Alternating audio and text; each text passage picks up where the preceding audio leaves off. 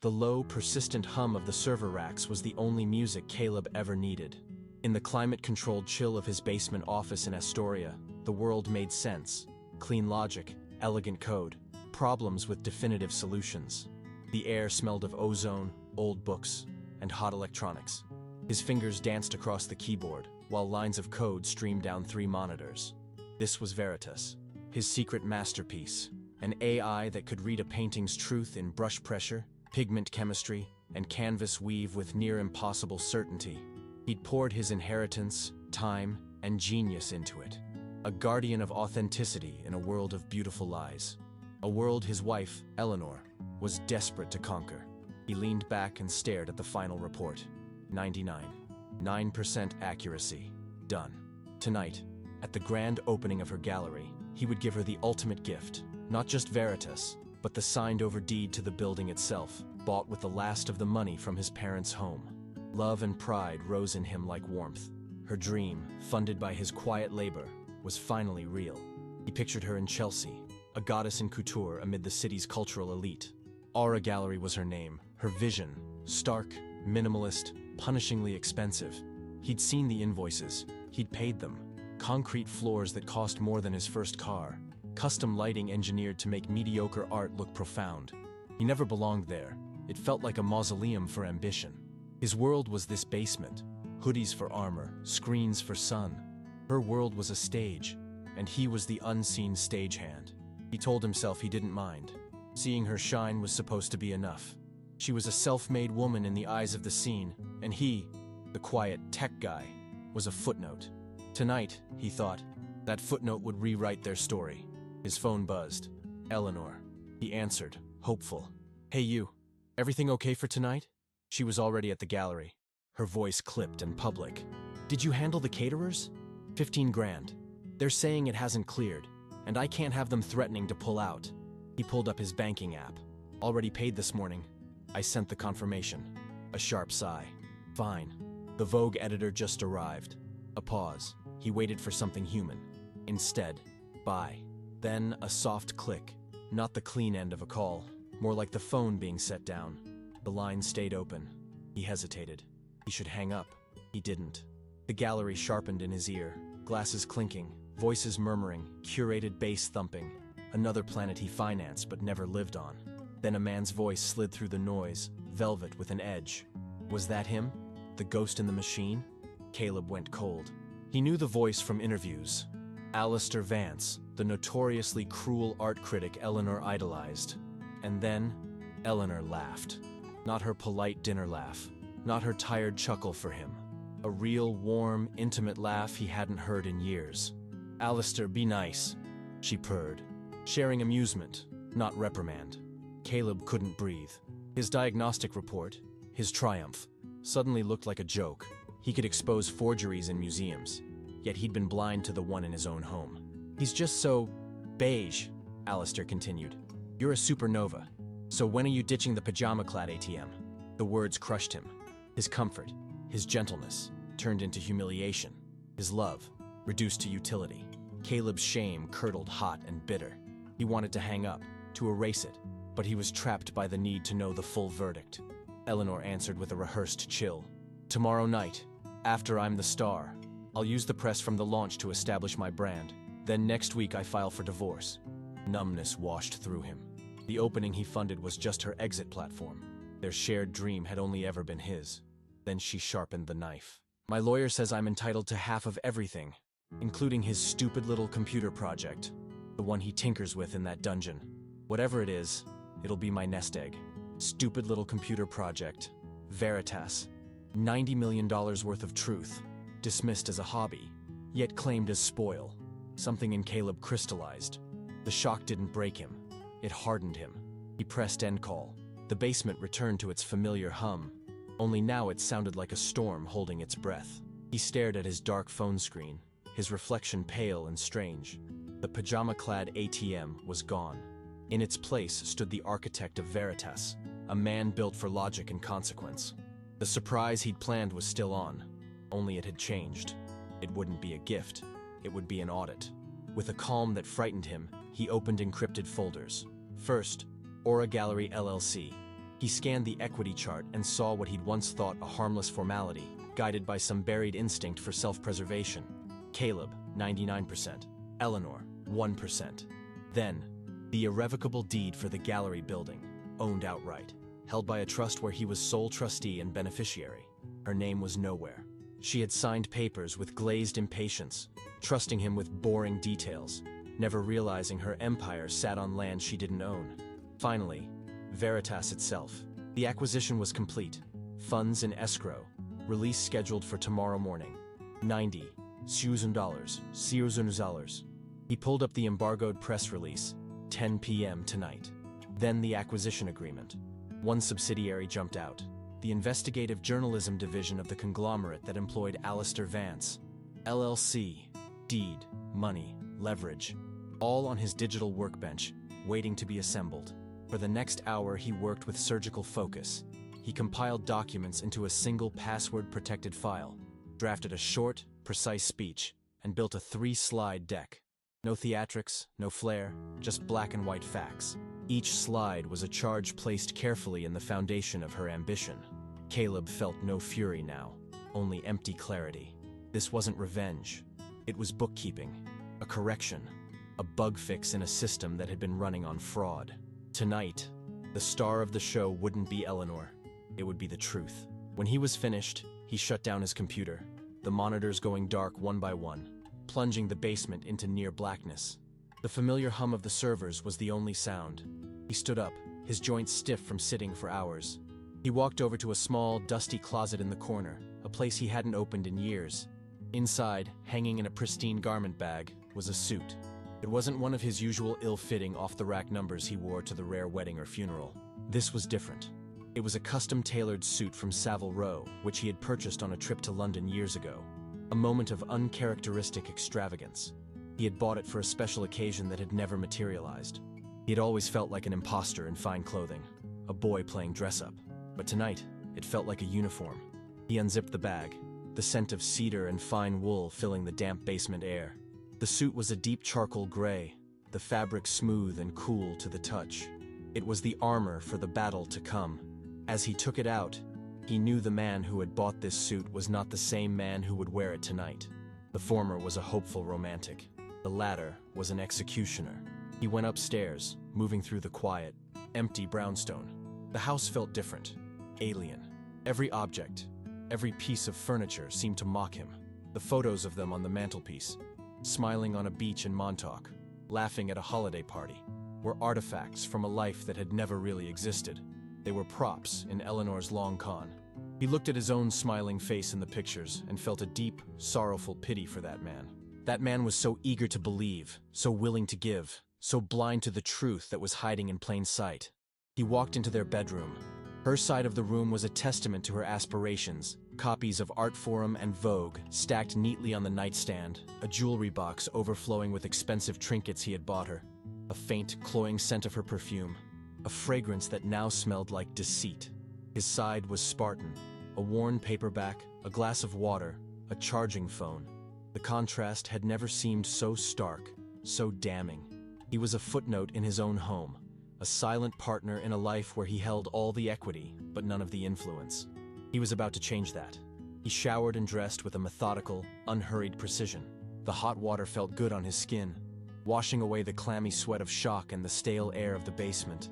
He was washing away the old Caleb, the soft, accommodating man who absorbed every slight, who rationalized every dismissal, who made excuses for a love that was never returned. As he buttoned the crisp white shirt, he felt a new sense of self settling into his bones. It was a hard, unyielding core of purpose. He knotted the simple dark silk tie, his reflection in the mirror showing a man he barely recognized. The tailored suit fit him perfectly, squaring his shoulders and giving him a presence he had never known he possessed. The pajama-clad ATM was gone. The ghost in the machine was about to materialize. He looked into his own eyes in the mirror. They were clear, cold, and utterly resolved. There was no fear, no hesitation. There was only the quiet, implacable certainty of a man who had lost everything and, in doing so, had found the freedom to do what was necessary. He drove into Manhattan, not in his sensible, reliable sedan, but in the vintage Aston Martin he kept in the garage, another relic of his early success that he rarely used. Eleanor hated it. She called it ostentatious. Tonight, it felt appropriate. The powerful engine was a low growl beneath him as he crossed the Queensboro Bridge. The glittering skyline of Manhattan spread out before him like a field of diamonds. It was a city of dreams, a place where fortunes were made and lost in the blink of an eye. Tonight, a fortune would not be lost, but reclaimed. He drove through the crowded streets, a phantom in a silver car, invisible to the bustling throngs around him. They were all on their way to somewhere, chasing their own ambitions, their own loves, their own deceptions. He felt a profound sense of separation from them, from the entire human drama. He was no longer a participant. He was an observer, a force of nature, a correction about to be entered into the ledger.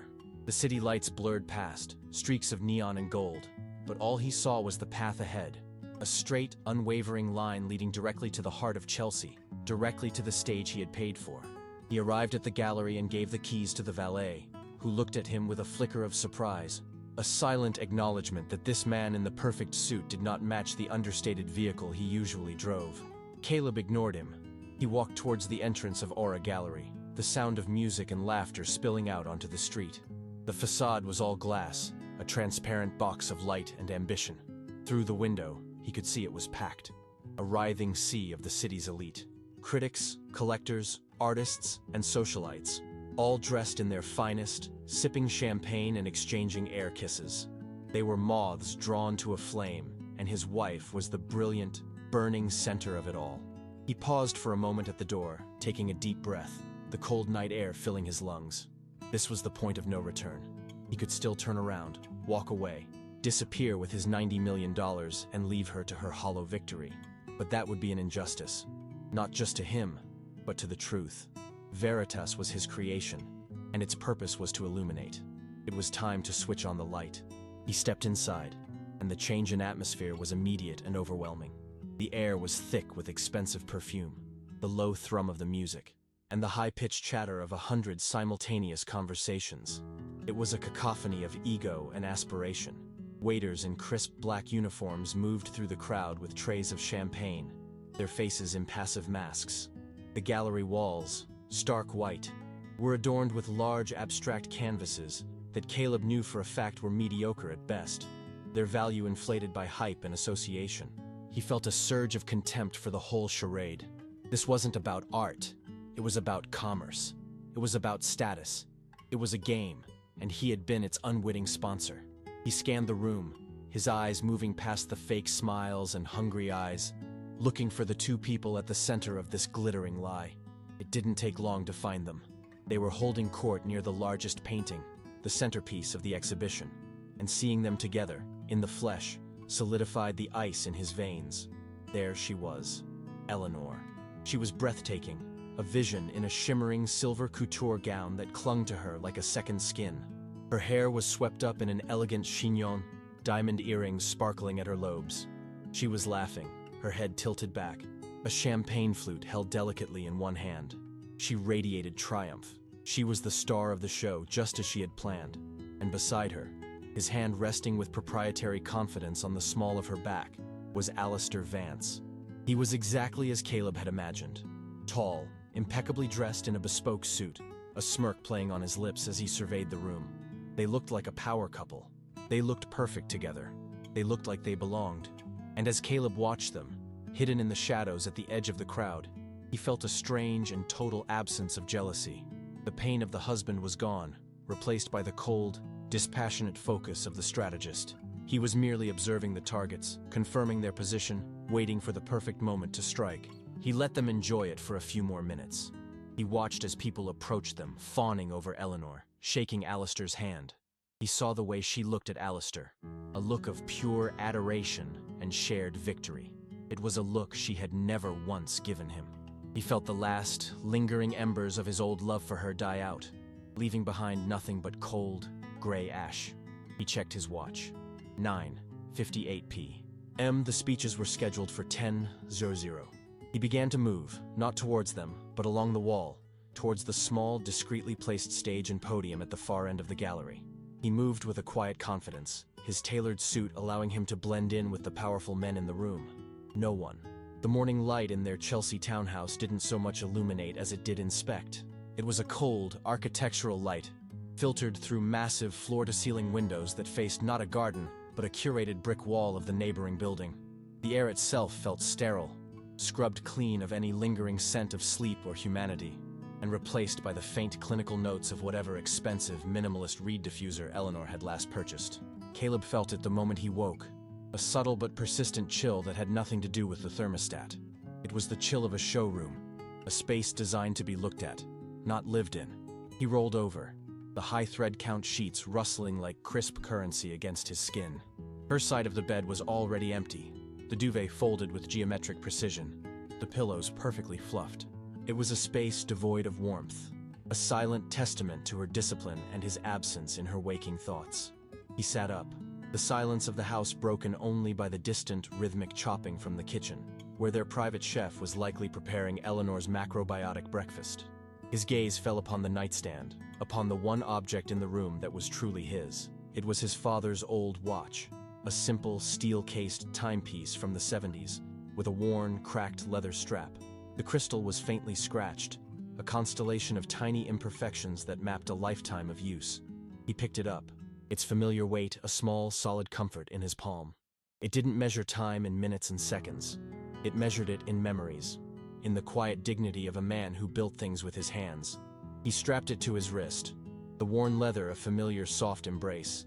It was this small daily ritual of connection to his past that grounded him before he had to face the meticulously curated emptiness of his present. A present where even the air he breathed felt like it was on loan from his wife's grand vision. He found her in the cavernous, white-on-white living room, a space that always felt more like a gallery annex than a place to relax. She was standing by the window, a column of severe black athleisure wear, scrolling through her phone with a focused intensity that made the rest of the world irrelevant. The scent of her, that sharp, botanical perfume mixed with the faint, ozonic smell of her phone's screen cleaner, hit him first. She didn't look up as he entered, her attention locked on whatever social currency was being traded on her screen. He walked past the sprawling white sofa that no one ever sat on, and the abstract sculpture that had cost more than his college education, heading for the kitchen to grab a coffee. As he passed, her eyes flickered down, not to his face, but to his wrist. "Are you really wearing that thing today?" she asked, her voice devoid of curiosity, laden with a tired, familiar disdain. The question hung in the air between them, sharp and cold. He paused, his hand hovering over the handle of the industrial-grade espresso machine. "It was my dad's," he said softly, the same defense he always used, though he knew it was useless. "I know whose it was, Caleb," she sighed, finally looking at him, her gaze sweeping over his faded university hoodie and comfortable cargo pants with the clinical appraisal of a health inspector. "It's just sad. And today, of all days, I can't afford sad. Everything has to be perfect." He saw it then, propped against the wall near the door, his old, weathered canvas backpack. It was a relic from his startup days, stained with coffee rings and frayed at the seams, a comfortable, chaotic vessel for his life. Her eyes followed his, and the mild disdain on her face curdled into something bordering on active disgust, a look that told him a new battle was about to begin over the very objects that defined him. If you enjoy stories of karma, hidden secrets, and the quiet power of the underestimated, subscribe now to witness how the truth always finds a way to surface. The backpack was more than just a bag to him. It was a physical archive of his journey. He could trace the faded water stain on the front pocket to a celebratory beer he'd spilled the night he sold his first piece of software. The frayed leather pull tab on the main zipper was the result of 1,000 anxious tugs in boardrooms and investor meetings. The faint, lingering smell of old paper and ozone was the perfume of his own creation, the scent of the basement where he had poured his soul into building Veritas. It was an extension of himself, as comfortable and unassuming as the worn-out hoodies he preferred. Now, it sat under the cold, judgmental glare of his wife, looking utterly out of place, like a stray dog that had wandered into a sterile operating theater. He walked over to it, his sneakers silent on the polished concrete floor, and knelt down. He could feel her watching him, her silence a heavy, suffocating blanket of disapproval. The sound of the heavy-duty zipper was aggressively loud in the quiet room, a gritty, mechanical protest against the minimalist aesthetic. He began to pack his laptop, its surface covered in stickers from tech conferences and obscure coding languages. Another source of her quiet shame. He carefully placed the power brick and a tangle of necessary cables into the front pouch. The small, mundane actions feeling like a form of defiance. Each item he placed inside was a piece of his world. A world that was messy and practical and profoundly unconcerned with appearances. He could feel her impatience radiating across the room, a palpable force that made the air crackle. She wanted him to hurry, to get this ugly, offensive object out of her line of sight, to erase this grimy fingerprint of his reality from the pristine canvas of her perfect day. "You are not bringing that thing to the gallery," she finally said, her voice dropping to a low, dangerous octave. It wasn't a suggestion. It was a decree. Caleb froze, his hand inside the backpack, his fingers wrapped around a worn notebook. He slowly looked up at her. She hadn't moved, but her entire posture had hardened. She stood with her arms crossed, her chin slightly lifted, a pose of regal authority he'd seen her use on contractors and interns. The morning light caught the flawless diamond on her finger, a stone he had paid for, and it flashed like a shard of ice. The humiliation was a sudden, hot wave that washed over him, prickling at his neck and ears. That thing had carried the prototypes and pitch decks that had generated the very seed money she had used to build her vision. It had been his companion through all-nighters and moments of crushing doubt, a silent witness to the work that funded the very floor she was standing on. To her, however, it was just trash, a symbol of the unpolished, middle-class past she was so desperate to transcend.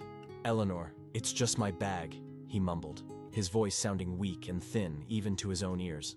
"It has everything I need for the presentation."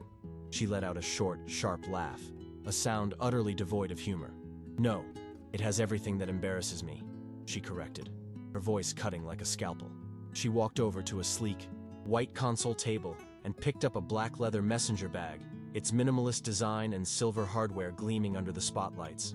It was new, expensive, and utterly soulless. She tossed it onto the floor in front of him, where it landed with a soft, expensive thud. "Use this," she commanded. "Try, for one night, to look like you belong in the world you're paying for." The black leather of the new bag was cool and impersonal to the touch, the hide stretched taut over its rigid frame. It smelled of chemicals and conditioning, a sterile scent that was the antithesis of the familiar, comforting smell of his old canvas pack. He stared at it for a long moment, this unwanted, unearned replacement. It felt like a costume, a prop designed to make him a more acceptable accessory for her big night. The act of transferring his belongings from one to the other felt like a profound betrayal of himself. Slowly, methodically, he pulled out his laptop, his notebooks, his chargers, and placed them into the cold, unfamiliar compartments of the new bag. Each item seemed to protest, looking out of place against the pristine, branded lining. It was a surrender, and they both knew it. He zipped up his old, empty backpack, which now seemed to sag with a kind of defeat, a deflated version of its former self. He pushed it out of sight, under the console table, hiding the evidence of his true identity. He stood up, the sleek, rigid strap of the new bag feeling alien and uncomfortable on his shoulder. He had become a stranger in his own life, forced to wear the uniform of her choosing. He zipped up his faded hoodie, an unconscious, protective gesture.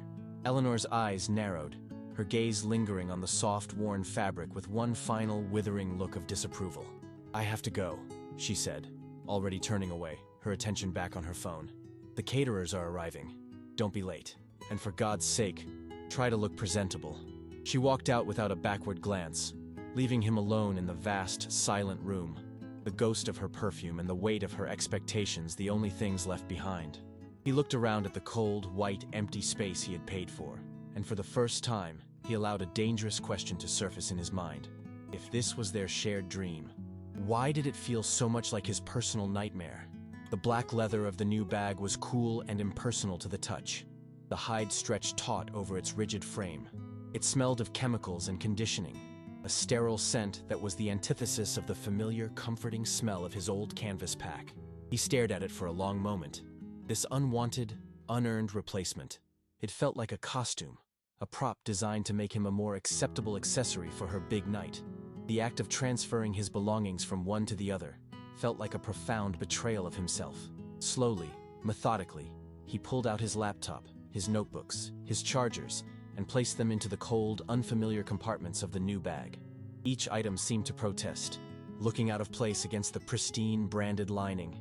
It was a surrender, and they both knew it. He zipped up his old, empty backpack, which now seemed to sag with a kind of defeat, a deflated version of its former self. He pushed it out of sight, under the console table, hiding the evidence of his true identity. He stood up, the sleek, rigid strap of the new bag feeling alien and uncomfortable on his shoulder. He had become a stranger in his own life, forced to wear the uniform of her choosing. He zipped up his faded hoodie, an unconscious, protective gesture. Eleanor's eyes narrowed, her gaze lingering on the soft, worn fabric with one final, withering look of disapproval. "I have to go," she said, already turning away, her attention back on her phone. "The caterers are arriving. Don't be late. And for God's sake, try to look presentable." She walked out without a backward glance, leaving him alone in the vast, silent room, the ghost of her perfume and the weight of her expectations the only things left behind. He looked around at the cold, white, empty space he had paid for, and for the first time, he allowed a dangerous question to surface in his mind. If this was their shared dream, why did it feel so much like his personal nightmare? His phone buzzed on the desk, the vibration rattling against a half-empty coffee mug with a jarring metallic sound that echoed the sudden tremor in his own nerves. The screen lit up with her name, Eleanor. His heart, despite the morning's chill, gave a familiar, hopeful leap. He swiped to answer, the cool glass of the screen a stark contrast to the small warmth of hope he still felt. "Hey, you," he said, his voice softer than he intended, a remnant of the man who still wanted to believe in their partnership. "Everything okay for tonight?" The line was quiet for a moment, but not silent. It was filled with a distant, echoing chatter, the clinking of glasses, and a faint, thumping bass line, the pre-show buzz. She was already there, in her element. "Caleb," she said, and the sound of his name in her mouth was not an endearment, but a summons. Her tone was clipped, efficient, the voice she used with contractors and underlings. There was no warmth in it, no you. "Did you handle the invoice for the caterers? The $15 one? They're saying it hasn't cleared, and I can't have them threatening to pull out hours before the doors open. It would be a disaster." He swiveled in his worn leather chair, the groan of the old springs a familiar counterpoint to her impatience. He pulled up his banking app, the numbers on the screen a testament to the constant, silent outflow of his resources. "Already did, Elle. This morning. I sent you the confirmation email. It probably just takes a few hours to process on their end." He could almost feel her impatience through the phone, a palpable, crackling energy. She hated logistical details, saw them as beneath her. She was the visionary, he was the facilitator. He heard her sigh, a sharp exhalation of breath. "Fine, just make sure it's handled. I have 1,000 other things to deal with." The Vogue editor just arrived. There was a pause, and for a heartbeat, he thought she might say something more, something personal. Maybe, "I can't wait to see you," or "Thank you." Instead, all he got was a curt, "Bye," then a faint sound of a click, but it wasn't the decisive final click of a disconnected call. It was softer, the sound of a phone being set down on a hard surface, the line still very much alive. He held the phone to his ear, a frown creasing his brow. A pocket dial? It had happened before. He should just hang up, give her the privacy she thought she had. It was the decent thing to do, the right thing, but he hesitated. A strange, cold curiosity, an instinct he hadn't felt in years, kept his thumb from pressing the red icon on the screen. The ambient noise of the gallery sharpened, becoming a landscape he could navigate with his ears. He could hear the clink of glasses, the murmur of voices speaking in hushed, important tones, the distant, thumping bass of some curated atmospheric music. It was like listening to a transmission from another planet, a world he paid for but was never truly a part of. He could picture the scene perfectly. Eleanor, a shimmering vision of success, turning away from her phone, her attention already on to the next, more important person. He felt a familiar pang of loneliness, the quiet ache of being on the outside of his own life, a life he had funded into existence. He was about to disconnect, to chalk it up to a mistake and get back to the final preparations for his grand surprise, when a new voice cut through the noise. It was a man's voice, smooth as velvet, but with an arrogant, condescending edge that made the hairs on Caleb's arms stand on end. "Was that him?" the voice asked, dripping with an amusement so potent it felt like acid. The ghost in the machine. Caleb's blood ran cold. He knew that voice from interviews and podcasts. It was Alistair Vance, the notoriously cruel art critic from a major publication, a man whose words could make or break a career, a man Eleanor idolized, whose opinions she quoted like scripture. And as Caleb sat frozen in the humming silence of his basement, he waited for his wife to defend him, to offer even a token protest. But the sound that came next was far, far worse. Then came a sound that broke his heart into 1,000 pieces. It wasn't a word, it was a laugh, Eleanor's laugh. But it wasn't the polite, measured laugh she used at dinner parties, or the tired chuckle she sometimes gave him when he made a bad joke. This was a genuine, throaty, unrestrained laugh, full of a warmth and intimacy he hadn't heard directed at him in years. It was a sound of pure, unadulterated joy, and it was for another man, a man who had just insulted her husband. "Alistair, be nice," she purred, but there was no reprimand in her tone, only shared amusement. The sound twisted something in Caleb's gut, a cold, sharp blade of realization that sliced through years of denial. The world in his basement, with its humming servers and lines of code, suddenly felt 1,000,000 miles away, a pathetic, self-imposed prison. The phone in his hand became a conduit not for communication, but for a truth so brutal it physically hurt. He couldn't breathe. The air in his lungs felt thick and heavy like poison. "He's just so beige," Alistair continued, his voice a low conspiracy, as if sharing a delicious secret. "I see him in those faded hoodies and cargo shorts, and I simply can't reconcile it with you. You're a supernova, my darling. So, I have to ask the question on everyone's mind. When are you finally ditching the pajama-clad ATM?" The words hit Caleb not like a punch, but like a slow, crushing weight. Pajama-clad ATM. The two halves of his identity, as defined by them. His comfortable, unassuming nature was a source of public embarrassment, and his financial support, the bedrock upon which she had built her entire world, was reduced to a cold, transactional utility. He was not a husband, not a partner, not even a person. He was a machine that dispensed cash. And as the bitter shame rose in his throat, he heard Eleanor's voice again, not laughing this time, but low and serious, as if answering a legitimate business inquiry. Her reply came, not with hesitation or a flicker of defensiveness, but with the crisp, chilling precision of a well-rehearsed plan. "Tomorrow night," she said, her voice dropping to a conspiratorial whisper that was 1,000 times more intimate than any sound she had ever made for him. "After I'm the star of the show, I'll use the press from the launch to establish my brand as an independent force. Then, first thing next week, I file for divorce." Caleb's entire body went numb. The blood drained from his face, and a high-pitched ringing started in his ears, blocking out the hum of the servers. Divorce. The word was an explosion in the silent basement. It wasn't just a separation. It was an erasure. Her words painted a picture of cold, calculated strategy. The gallery opening, the event he had funded and facilitated, the night he planned to give her everything, was, for her, nothing more than a strategic platform for her exit. Every smile, every shared glance over architectural plans, every late-night conversation about artists and installations, it had all been a performance.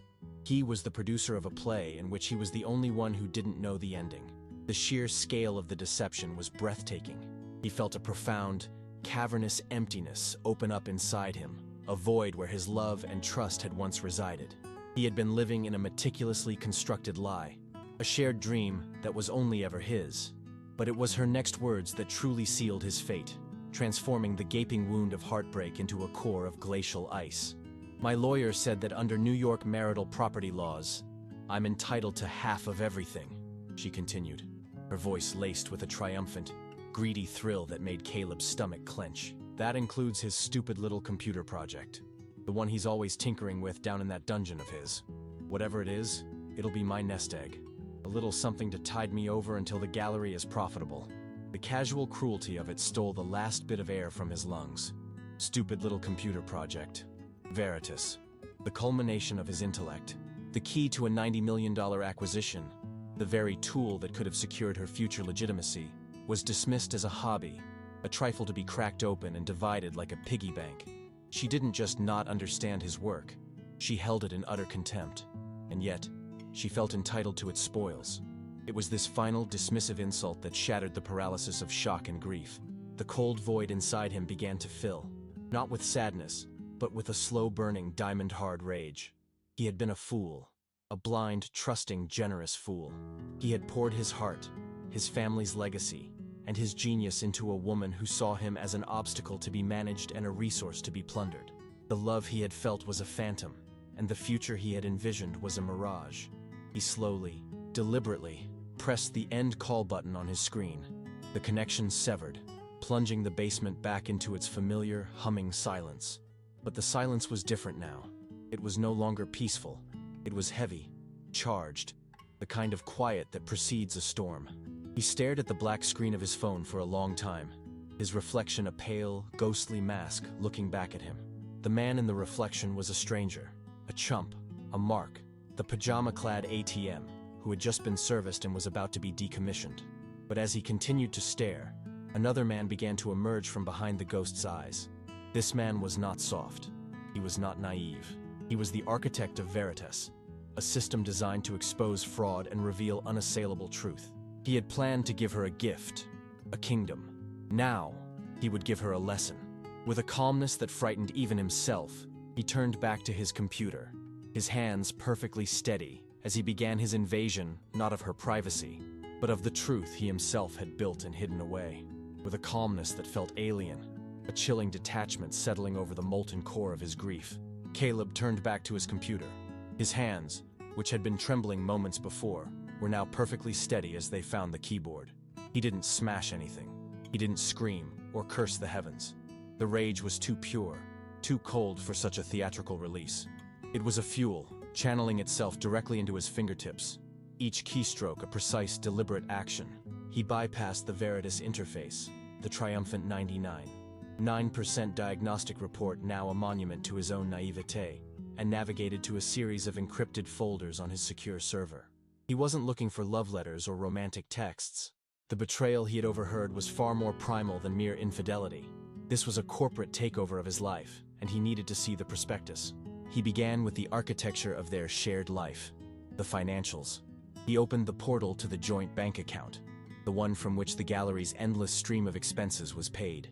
His eyes, sharp and analytical, scanned the transaction history, moving backward in time. He saw the $15,000 for the caterers, the $50,000 for the lighting grid, the six-figure wire transfers to the construction firm. He had approved them all, believing he was building her dream. Now he saw them as investments in his own destruction. He kept scrolling, his jaw tightening, past months of exorbitant spending until a series of charges caught his eye. They were from a high-end hotel in the Hamptons. For a weekend 2 months prior, a weekend she had told him she was at a silent wellness retreat upstate, a trip he had encouraged so she could de-stress. The charges weren't just for a room, they were for the presidential suite, for couples massages, for vintage champagne from room service. The lie was so blatant, so brazen, it was almost elegant in its cruelty. He felt a fresh wave of sickness, but it was quickly subsumed by the methodical hunt for data. He cross-referenced the dates with her credit card statements, and there, nestled among charges from Chanel and Bergdorf's, was another name he didn't recognize. A recurring retainer, paid monthly for the last 6 months, to a law firm he had never heard of. The name of the law firm, Hadley, Thorne and Associates, glowed on the screen, a beacon in the digital darkness. It sounded expensive, impersonal, and utterly ruthless. His fingers flew across a second keyboard, opening a new browser window. The search results loaded in a fraction of a second. The firm's website was a masterpiece of corporate intimidation. Polished mahogany, grim-faced partners in power suits, and a tagline that made his blood run cold: protecting your assets, securing your future. They didn't specialize in corporate law or real estate. Their sole, advertised focus was high-net-worth divorce litigation. 6 months. For 6 months, while he was coding until 3 a.m., liquidating his parents' legacy, and reassuring her that every penny was an investment in their future. She had been paying a team of legal assassins to plot his financial ruin. The cold fury inside him solidified, turning from a burning ember into a shard of glacial ice. This wasn't a crime of passion. This was a premeditated, long-con execution. The sadness was gone now, burned away by the sheer, calculated malice of it all. He needed more. He needed to see the strategy, to understand the full scope of the attack vector. He opened another tab, his stomach twisting with a toxic cocktail of self-loathing and grim purpose. Her personal email. He had never, not once in their 8 years together, violated that boundary. It had seemed a sacred, inviolable line. Now, it was just another firewall to be breached. He typed in a password he knew she used for everything. A combination of her childhood pet's name and her birth year. A password he had once found endearing in its simplicity. He half expected it to fail, for her to have had the foresight to change it. But her arrogance, her underestimation of him, was his key. The inbox loaded. A cascade of spam from luxury brands and newsletters from art blogs. His eyes scanned the folder list on the left-hand side of the screen. And there it was. A folder, created 6 months ago, labeled with a single chilling word. Aura. He clicked on the folder, and the contents populated the screen. A timeline of his own undoing. It was filled with emails between Eleanor, Alistair, and a senior partner at Hadley, Thorne & Associates. The subject lines alone were a series of devastating blows. Asset declaration strategy. Valuation of C's project. Timeline for filing. He felt a strange, out-of-body detachment, as if he were a forensic accountant examining the cold, hard data of a corporate collapse, not a husband witnessing the autopsy of his own marriage. He clicked on the oldest email in the chain, a message from Alistair to Eleanor. It was not a love letter. It was a business proposal. "My darling," it began. The term of endearment a grotesque prelude to the venom that followed. "We must be strategic. The key is to frame the narrative before you file. You are the visionary, the rainmaker. He is the emotionally withdrawn, unstable hobbyist. We leverage his guilt and his clear emotional investment to ensure a swift, favorable settlement. His intellectual property, whatever that basement project is, could be the real prize. We must treat it as a marital asset, a lottery ticket he doesn't even know he's holding." Caleb read the words over and over, the screen blurring slightly as the pure, unadulterated contempt radiated from the text. Unstable hobbyist. Leverage his guilt. They hadn't just betrayed him. They had analyzed him, profiled him like a target, turning his love and his quiet nature into weapons to be used against him. He was a problem to be managed, a resource to be exploited and then discarded. He saw an attachment on a later email from the lawyer, a Microsoft Excel file. His hand was rock steady as he clicked to download it, the progress bar filling with an agonizing slowness. The file name appeared on his desktop, and it felt like an epitaph for the man he used to be. Caleb Asset Inventory Projection, XLSX. He opened the spreadsheet. It was a meticulous, chillingly thorough inventory of his entire life, reduced to a series of cells and formulas. They had listed everything: his remaining startup shares, the value of the Astoria brownstone before he sold it, his private investment portfolio, even his vintage Aston Martin. Each item was followed by a column titled, "Projected Marital Share, 50%. But it was the final line item that made the air freeze in his lungs. Veritas AI Platform, Intellectual Property. Next to it, in the valuation column, was a single, stark entry. TBD, potentially significant. Action. Engage forensic accounting post-filing to establish market value. A note in the adjacent cell, initialed AV, read, "He's too sentimental to be properly monetizing it. The real value will be unlocked once it's under our control." Our control. The words echoed in the silent basement. They knew. They didn't know the specifics. They didn't know about the $90 million deal, but they knew his stupid little computer project was the jackpot. They weren't just planning to take half of what he had. They were planning to seize the future he was building. A future they held in complete and utter contempt. The last flicker of the man who had loved Eleanor died in that moment, replaced by something cold, hard, and unforgiving. He was not a husband anymore. He was a mark. He was a whale they had been patiently circling, waiting for the moment to sink the harpoon. He scrolled back to the email folder, his movements now swift and efficient. He saw a subfolder he had missed before, labeled Corporate Structure, and clicked it open, revealing a new layer of their treachery. A plan not just for divorce, but for a systematic and complete financial erasure. Inside the folder were drafts of legal documents that laid out the second phase of their plan with terrifying clarity. There was a proposal for the creation of a new shell company, to be registered in Delaware, named EV Art Holdings LLC. The plan, drafted by the lawyers, was to begin transferring the gallery's most valuable assets, artist contracts, future sales agreements, and branding rights, to this new entity before filing for divorce. It was a classic move of asset stripping, designed to leave Aura Gallery LLC, the company in which he was technically a partner, as an empty, debt-ridden husk. He read their notes, their discussions about how to execute the transfers without raising his suspicions, using the chaos of the gallery opening as a cover. They were going to rob him in plain sight, using the very success he had funded as the means to do it. He saw drafts of non-disclosure agreements they planned to have him sign under the guise of a simple divorce settlement, clauses that would legally bar him from ever speaking about his financial contributions to the gallery, cementing her false narrative as a self-made woman. It was all there, a step-by-step blueprint for his own destruction, written in the cold, precise language of the law. The sheer, breathtaking arrogance of it all was what finally completed his transformation. The heartbroken husband was a ghost, and in his place stood the architect of Veritas, a man who built systems based on logic, truth, and consequence. They had made a fatal error in their calculations, a miscalculation of such epic proportions it would bring their entire world crashing down. They had inventoried his assets, but they had failed to properly value the man who created them. He did not slam the door. He closed it behind him with a quiet, deliberate click that echoed the finality of a closing vault. The sound was absorbed by the heavy, antique wood of the brownstone's entrance, the same door he had passed through thousands of times, always feeling like a visitor in the life he was funding. But this time was different. As the lock engaged, it was not sealing him out. It was sealing a version of himself in, entombing the soft, accommodating, and devastatingly naive man he had been. He stood on the top step, the cool afternoon air of Astoria a welcome shock against his skin, clearing the last vestiges of the basement's stale, recycled atmosphere from his lungs.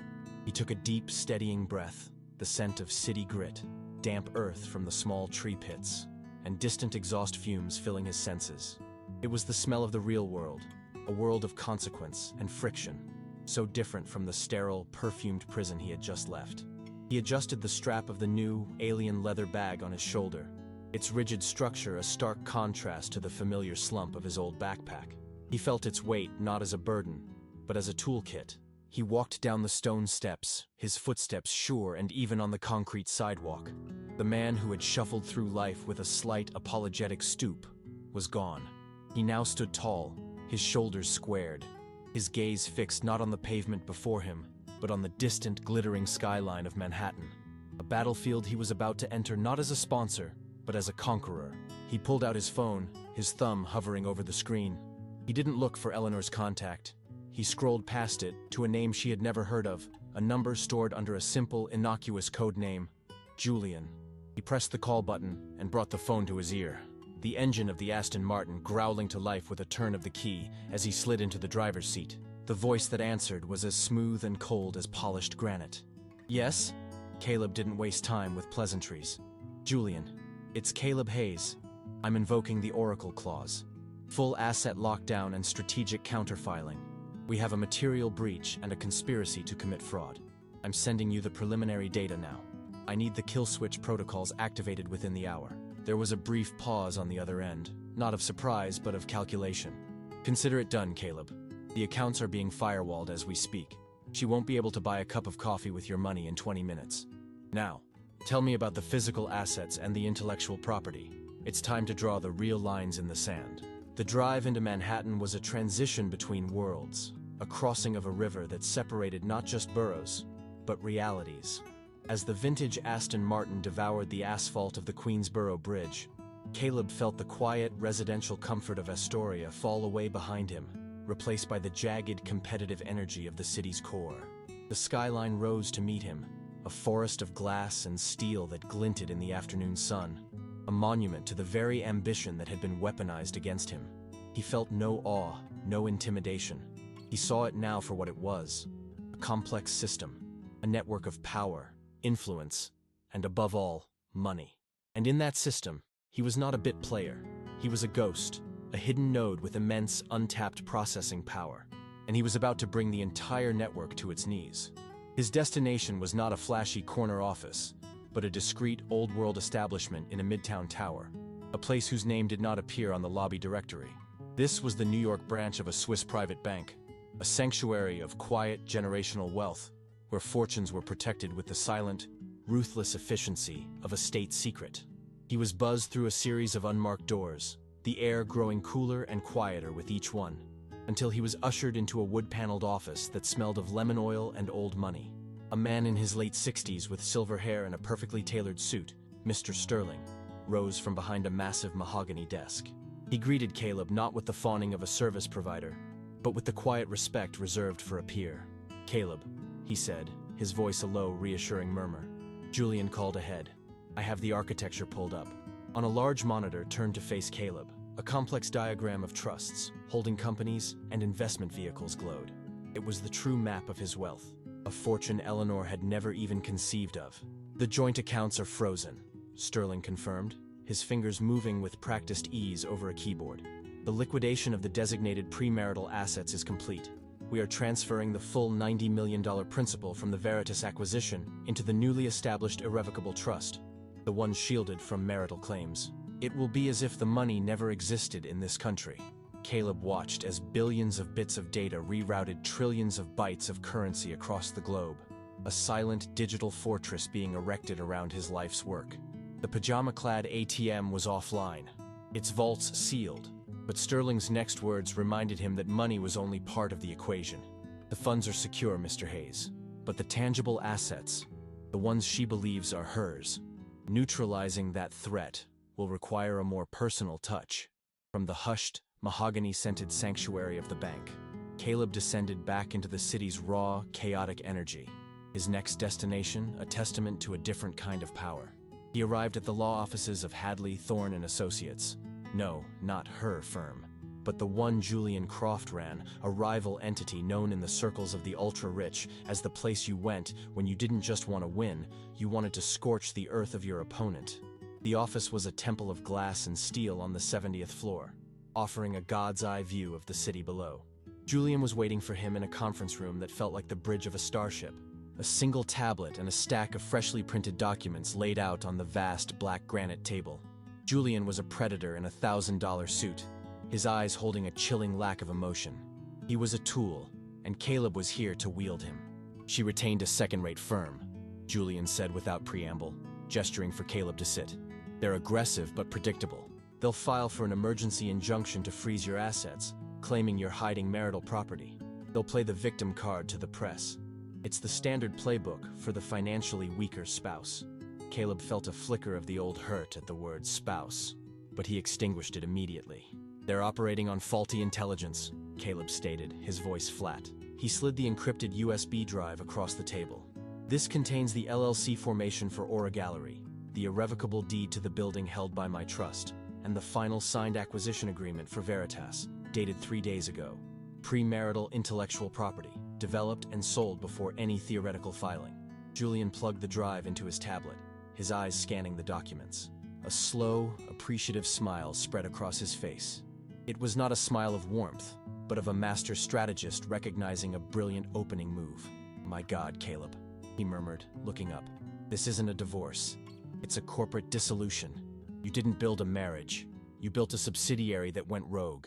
He began to pace, the energy in the room shifting from analysis to attack. "We won't counterfile. We'll preempt. We draft the notice of lease termination. We draft the motion to dissolve the LLC for cause, citing fraud and breach of fiduciary duty. We deliver it tonight, in public. We don't give her a chance to spin the story, because we are going to be the story." Julian stopped and pointed a pen at Caleb, his eyes gleaming with the thrill of the kill. "The legal framework is ironclad, but a public execution requires a certain flair. You can't just present the facts. You have to control the narrative from the first second." The concept of narrative control resonated deep within Caleb. He had spent his life building a system that revealed objective truth, but he now understood that in the human world, truth was a commodity, packaged and sold by the most compelling storyteller. His legal and financial fortresses were built, but they were defensive structures. To win, he needed to go on the offensive, not just in the courtroom, but in the court of public opinion. As he sat in the back of a black car, navigating through the thickening pre-rush hour traffic, he made the third and final call. This contact was listed under the name Mara, and she was perhaps the most dangerous weapon in his arsenal. Mara was a crisis management specialist, a PR phantom who made scandals disappear for Silicon Valley billionaires and politicians. She owed Caleb a debt of a magnitude few could comprehend. Years ago, His anonymous tip had saved her and her clients from a catastrophic data breach that would have ruined them all. She answered on the first ring, her voice a rapid-fire staccato of pure efficiency. "Caleb, it's been a while. This isn't a social call." He didn't waste a second. "Mara, I have a situation. A hostile takeover attempt on my life's work and personal assets, disguised as a marital dispute. The primary antagonists are my wife, Eleanor Vance, and the critic, Alistair Vance. The stage is an art gallery opening in Chelsea. Tonight, I need a full-spectrum narrative assault." There was a pause, and he could hear the furious clicking of a keyboard. "Give me the assets," she commanded. He sent her everything: the audio file from the open phone line, the details of the Veritas acquisition, the LLC documents, the deed. He laid out the entire story, not with the quavering voice of a victim, but with the cold precision of a whistleblower filing a report. He heard her inhale sharply after listening to the audio. "The arrogance," she muttered. "It's a gift." The clicking intensified. "Okay, here's the play," she said, her voice now humming with strategic energy. "The Veritas story is the atomic bomb. I'm packaging an exclusive for the Wall Street Journal's tech editor, under embargo until exactly 10:05 p.m. tonight. It will frame you as a reclusive genius and the new kingmaker of the art world. Simultaneously, I'm sending the audio file of Alistair and Eleanor directly to the CEO of Alistair's magazine's parent company, with whom I play poker. The file will be positioned as a severe ethical breach that compromises the magazine's integrity. His career will be over by morning." Caleb listened, a sense of cold awe washing over him as she architected the destruction of his enemies in real time. "When you get on that stage, Caleb," Mara concluded, her voice dropping to a conspiratorial whisper, "they won't see a husband. They'll see a titan. And you won't be evicting a wife. You'll be cleaning house." The black car deposited him not at the gallery, but at the Carlyle, a bastion of old New York elegance and, more importantly, discretion. He had Mara book him a suite under a pseudonym. He needed a neutral ground, a command center, a place to shed the last remnants of the man he had been and step into the armor required for the night's work. The suite was opulent and silent, the thick carpets swallowing all sound, the windows offering a panoramic, indifferent view of the city's twinkling lights. He laid the charcoal Savile Row suit out on the king-sized bed. It looked less like clothing and more like a statement, its perfect lines and deep, rich fabric a stark contrast to the faded, formless hoodies that had defined his existence. As he undressed, he caught his reflection in the large gilt mirror. He saw the pale, tired tech guy for the last time. He showered, the scalding water washing away not just the city grime, but the years of self-imposed invisibility. He was scrubbing away the shame, the quiet apologies, the feeling of being an accessory in his own life. When he emerged, wrapped in a thick hotel robe, he felt different, calmer, harder. He dressed with the meticulous care of a soldier preparing for inspection. The crisp white shirt, the cool silk of the tie, the solid weight of his father's watch on his wrist. Each piece was a layer of a new identity. Finally, he slipped on the jacket of the suit. It settled on his shoulders perfectly, the expert tailoring creating a silhouette of power and confidence he had never known. He looked in the mirror again, and this time, he did not see a stranger. He saw the man who had been there all along, hidden beneath layers of humility and a desperate need to be loved. He saw the architect of Veritas. He saw the 99% equity holder. He saw the man who held the deed. He pulled out his phone and saw a cascade of confirmations. Julian. Notices are filed and ready for service. Sterling. All financial shields are green. Mara. The narrative is locked and loaded. Go break your story, Caleb. He slid the slim, black USB drive into his jacket pocket. Its cool, metallic form a small, dense concentration of the truth he was about to unleash. He walked to the door, his polished leather shoes making no sound on the plush carpet. A ghost in a perfect suit, ready to finally, devastatingly, materialize. If you are enjoying this story of betrayal and calculated justice, please like this video. It helps us bring you more stories like this. He moved through the crowd with a purpose that made him both invisible and undeniable. In his faded hoodie, he would have been an anomaly, a smudge on the pristine canvas of the evening, drawing furtive, dismissive glances. But in the charcoal Savile Row suit, he was simply another predator in a room full of them. His quiet intensity mistaken for the gravitas of old money or the coiled focus of a rival collector. He didn't make eye contact. He didn't stop to accept a glass of champagne from the passing waiters, the bubbles rising in the crystal flutes like tiny effervescent lies. Instead, he absorbed the data points of the room, his mind processing the scene with the cold, analytical efficiency of his own AI. The air was a weapon, a thick, cloying mixture of a dozen different expensive perfumes, the scent of money, and the faint, underlying odor of desperation. The music was a low, throbbing beat, a curated soundscape designed to make people feel important and just anxious enough to spend money. The art on the walls, the very reason for this gathering, was almost an afterthought. Large, meaningless canvases that served as a backdrop for the real exhibition. The preening, posturing, and positioning of the city's cultural elite. He saw the fake, stretched smiles, the eyes that flickered over shoulders, constantly searching for someone more important to talk to. He heard the brittle laughter and the hushed, venomous gossip. This was the world he had funded. This was the temple of ambition he had built for her, brick by expensive, soul-crushing brick. And then he saw her, the high priestess of it all, and the low hum of the room seemed to fade into a dull, distant roar, leaving only her, brilliant and terrible, at the center of his vision. She was holding court, a radiant supernova, just as Alistair had called her. The silver couture gown she wore seemed to be woven from light itself, catching the precisely aimed gallery spotlights and scattering them like fractured diamonds with her every movement. She was laughing that laugh, the genuine throaty one he'd heard on the phone. Her head tilted back in a gesture of pure, unadulterated triumph. Her hand rested on Alistair Vance's arm, and his was draped proprietarily on the small of her back, an act of public ownership that sent a fresh wave of ice, not fire, through Caleb's veins. The jealousy, the hot, agonizing pain of a betrayed husband, was gone. It had been cauterized, burned away by the cold fury of his discovery, leaving behind only the dispassionate focus of a strategist observing his target.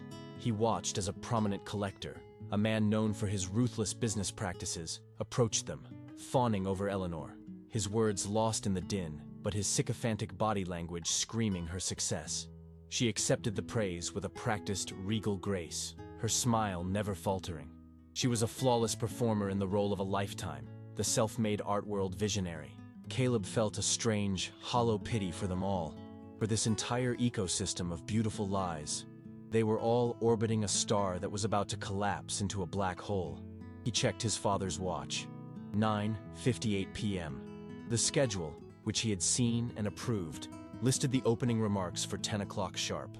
The house lights began to dim, a subtle shift that sent a ripple of anticipation through the crowd, and he saw Eleanor give Alistair's hand a final conspiratorial squeeze before she began to move, her destination clear, the small, elevated podium at the far end of the room. As she began her slow, deliberate procession toward the stage, her path took her directly past the shadowed alcove, where Caleb stood observing. For a moment he thought she might pass without seeing him, so consumed was she by the magnetic pull of the spotlight. But her eyes, sharp and constantly scanning her domain, caught his. She paused, her perfect smile tightening for a fraction of a second, the only sign of her surprise.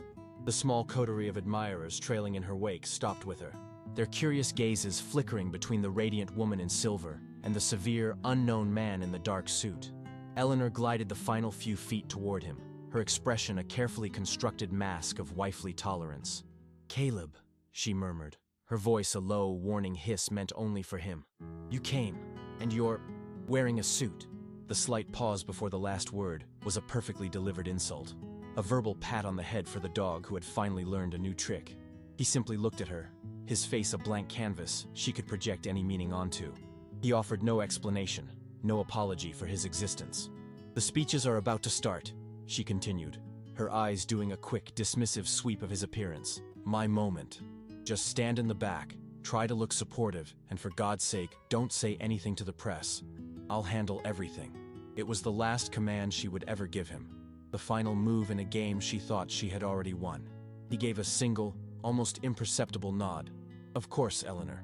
Satisfied that her pet project was under control, she turned her back on him, a final, fatal act of dismissal, and continued her regal march toward the podium, completely oblivious to the fact that she was walking into a perfectly laid trap. He watched her ascend the 2 small steps to the stage, as if she were ascending to a throne. The crowd fell into a hushed, reverent silence. their faces turned toward her like flowers to the sun. A single brilliant spotlight found her, isolating her from the rest of the world, creating a halo of light around her perfectly coiffed hair. She was magnificent. He had to give her that. She was a masterpiece of ambition and deception, and this was her grand unveiling. She placed her hands on the sleek, minimalist lectern, her diamond ring catching the light and sending a shard of brilliance into the darkness. She looked out over the sea of faces, a slow, triumphant smile spreading across her lips. This was everything she had ever wanted. The adoration, the power, the validation. She had built this kingdom, and tonight she was being crowned its queen. From his position in the shadows, Caleb felt the cool metallic weight of the USB drive in his jacket pocket. It was a small, dense object, no bigger than his thumb, but it contained the truth.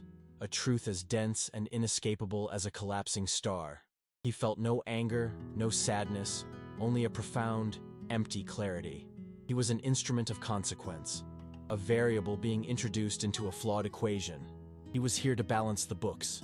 She leaned into the microphone, the soft fabric of her gown rustling in the sudden, absolute silence of the room. She tapped the microphone once, the sharp, percussive sound echoing like a gunshot. And with a brilliant, predatory smile, she prepared to deliver the speech that would, in every way that mattered, be the last of her life. "Welcome," she began, her voice smooth and resonant, amplified by the state-of-the-art sound system he had paid for. "Welcome to Aura. Welcome to the future of art." A ripple of polite, enthusiastic applause filled the room. Caleb watched from his shadowed alcove, a ghost at his own feast. She was masterful, weaving a narrative of solitary struggle, of a singular vision against insurmountable odds. She spoke of her unwavering belief and her relentless drive, painting a self-portrait of a self-made woman who had willed this monument to taste into existence through sheer force of will. She looked over at Alistair and gave him a small, intimate smile. "And I could not have done it without the guidance of true visionaries, who saw the potential not just in the art, but in me." It was the perfect, calculated omission, erasing Caleb from his own story. As the applause for her opening remarks subsided, a new sound began to fill the space. The quiet, determined click of hard-soled leather shoes on polished concrete. Caleb began to walk. He didn't rush. He moved with the unhurried, implacable gait of a man who owned the very ground beneath his feet. The crowd, sensing a shift in the room's energy, began to part for him, their curious faces turning from the stage to this new, unexpected gravitational force. He saw Eleanor's eyes find him, her smile faltering, a flicker of annoyance and confusion in her gaze. She opened her mouth to say something, to dismiss him, but he was already ascending the small steps to the stage, moving to the second microphone at the lectern, as if it had been waiting for him all along. He reached it just as she was about to continue, the silence stretching into an uncomfortable, tense beat. He leaned in, his voice calm and clear, a stark contrast to her practiced, emotional cadence. "Eleanor is right," he said, his eyes finding hers. "Ambition is a powerful force. She has it in spades. But true, lasting ambition requires a foundation of truth." He reached into his pocket and pulled out a small, black remote. With a single, deliberate click, a massive screen, previously hidden in the ceiling, descended silently behind them, its blank white surface glowing like a judgment yet to be written. The sudden appearance of the screen sent a fresh wave of murmurs through the gallery. All eyes, including Eleanor's, were now fixed on the massive, glowing rectangle, an empty canvas awaiting its reveal. Her face was a mask of confusion, her carefully crafted narrative momentarily derailed. She looked at Caleb, her eyes narrowed, a silent, furious question hanging in the air between them. He ignored her, his gaze fixed on the crowd. He let the silence stretch, a conductor holding the orchestra at bay for a moment of unbearable tension. Then, he clicked the remote again. The screen flooded with crisp black text, a headline so shocking, so utterly world-altering, that a collective gasp sucked the air from the room. Veritas AI acquired by Sotheby's Vanguard Tech Consortium for 90,000,000. The sum was obscene, a number that didn't seem real, hanging in the air above their heads. Caleb watched Eleanor's face as she processed the words. The annoyance evaporated, replaced by a flash of greedy, triumphant shock. He could almost see the calculations firing in her brain, the mental arithmetic of her 50% share. A triumphant, possessive smile began to form on her lips. She thought this was his grand surprise for her, the ultimate validation. She turned to him, her eyes gleaming with a lust he now recognized not as love, but as pure, unadulterated avarice. But he wasn't looking at her. He was looking at the crowd, where dozens of phones were now held aloft, their screens reflecting the bombshell headline. He gave them a moment to absorb it, to let the reality of his new power settle in. Then, with a second, deliberate click, he changed the slide. The headline vanished, replaced by a scanned legal document, the LLC formation papers for Aura Gallery. A single line of text was highlighted in stark, brutal yellow. Equity holders: Caleb Hayes, 99%. Eleanor Vance, 1%. The sound that followed was not a gasp of surprise, but a low, collective groan of understanding, the sound of a public execution commencing. If you are enjoying this story of betrayal and calculated justice, please like this video. It helps us bring you more stories like this. The color drained from Eleanor's face so fast it was as if a plug had been pulled from her soul. The triumphant, greedy smile froze, then shattered, leaving behind a slack-jawed mask of utter disbelief. Her knuckles, gripping the lectern, were bone white. She swayed slightly, her body struggling to comprehend the 1-2 punch of unimaginable wealth, followed by absolute ruin. The whispers in the crowd erupted into a roar of frantic, excited chatter. He had not only revealed his power, he had revealed her as a fraud, a 1% figurehead in a kingdom she claimed to rule. But he wasn't finished. Before she could form a word, before she could unleash the scream of rage building behind her eyes, he clicked the remote a final time. The LLC document was replaced by another, more fundamental truth. The irrevocable deed, yes, for the Chelsea Gallery building itself. The owner was not Aura Gallery LLC. The owner was listed as a private trust, a trust for which the sole trustee and beneficiary was clearly named, Caleb Hayes. He had not just funded her dream, he owned the very air she was breathing. He finally turned to look directly at her, his voice dropping to a calm, dispassionate tone that was more chilling than any shout. As the 99% equity holder of this failed venture, my first and only executive decision is to dissolve this partnership for cause, effective immediately. He paused, letting the words land. And as the owner of this building, I am terminating your lease due to a material breach of contract. I ask that you and your guests vacate the premises within the hour. Chaos erupted. Eleanor let out a choked, strangled cry and lunged for him, her face a contorted mask of fury. But 2 security guards, men he had hired and paid, materialized and blocked her path. His gaze then swept past her, past the pandemonium, and settled on the man standing frozen by the bar, Alistair Vance. And Mr. Vance, Caleb said, his voice now carrying easily over the din. Your magazine's parent company just licensed Veritas for its investigative journalism division. Your editor-in-chief is very interested in an audio file I have regarding professional ethics and financial conspiracy. I wouldn't count on having a job on Monday. 6 months later, the Sun no longer felt like an inspector. It was a guest, invited in through the towering, arched windows of his Dumbo loft, spilling warm, golden light across the reclaimed wood floors and the worn spines of 1,000 books that lined the brick walls. The air here didn't smell of sterile ambition or ozone. It smelled of coffee, old paper, sawdust from the workshop in the corner, and the faint, pleasant warmth of the new server array humming quietly in a climate-controlled glass room. This was a space for creation, not presentation. Caleb sat in a worn leather armchair, a piece he'd found in a dusty antique shop upstate and restored with his own hands. The feel of the soft, imperfect hide a constant source of comfort. He no longer wore the faded hoodies of his past or the borrowed armor of a tailored suit. A simple, dark wool sweater and jeans felt like his own skin. He sipped his coffee, the ceramic mug warm in his hands, and looked at the project on his main monitor, the framework for the Veritas Foundation, a non-profit dedicated to providing his technology, free of charge, to museums, universities, and public archives. It was an act of reclaiming his own creation from the world of pure commerce. A small, discreet notification popped up in the corner of his screen, a news alert he had set up months ago and had forgotten to disable. It was from a lesser-known Artworld blog, the kind that trafficked in gossip and downfall. The headline was stark: Aura's ashes. Eleanor Vance's assets head to bankruptcy auction. He clicked, a morbid final act of due diligence. The article was brutal in its clinical detail. Eleanor's 1% stake had been vaporized by legal fees from the half-dozen fraud lawsuits filed by artists and investors. She was personally bankrupt, her couture gowns and designer handbags being sold on a high-end consignment site.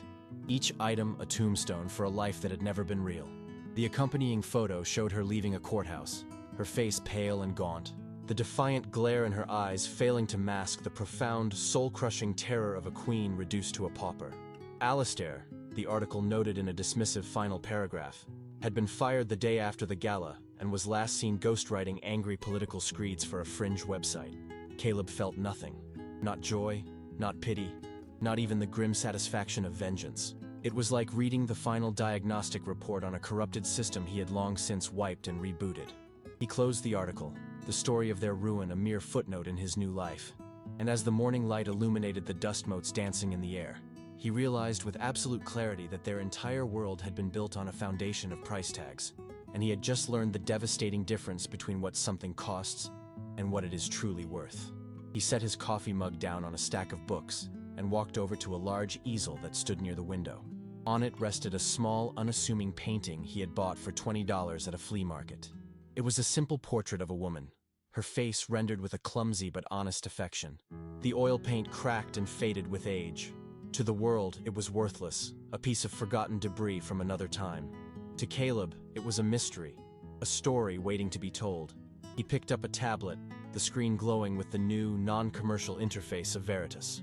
He wasn't looking for a valuation or an authentication. He was using a new function he had designed, one that analyzed the pressure of the brushstrokes, the microscopic hesitations in the lines, the layers of paint where the artist had changed their mind, and translated it all into a visual timeline of its creation. He held the tablet up, and the simple portrait began to deconstruct itself on the screen, revealing the ghost of an earlier smile the artist had painted over. The frantic energy in the brushwork around her eyes, the patient, loving slowness in the rendering of her hands. It was a love letter written in paint. He thought of Eleanor, who would have walked past this painting without a second glance. Her eyes trained only for the signature, the brand, the price. Her entire existence had been a curated collection of expensive, empty things. He looked down at his own wrist, at the scratched, simple face of his father's watch. It had been with him through everything, a constant, quiet reminder of a man who knew how to build, how to fix, how to find value in the act of creation itself, not in the applause that followed. The $90 million had been a weapon to tear down a world of lies, and then a shield to protect him from the fallout. But now, as he watched the secret history of a forgotten painting unfold before him, he finally understood its true purpose. It was the key, the tool that gave him the freedom to build a new life, one dedicated not to acquiring the things the world valued, but to uncovering the hidden, human value in the things the world had long since forgotten. The true measure of a person isn't found in the assets they accumulate, but in the values they refuse to sell. In a world obsessed with price tags, the greatest fortune is knowing the difference between what is expensive and what is priceless. What do you think is the most valuable thing that can't be bought? Share your thoughts in the comments below.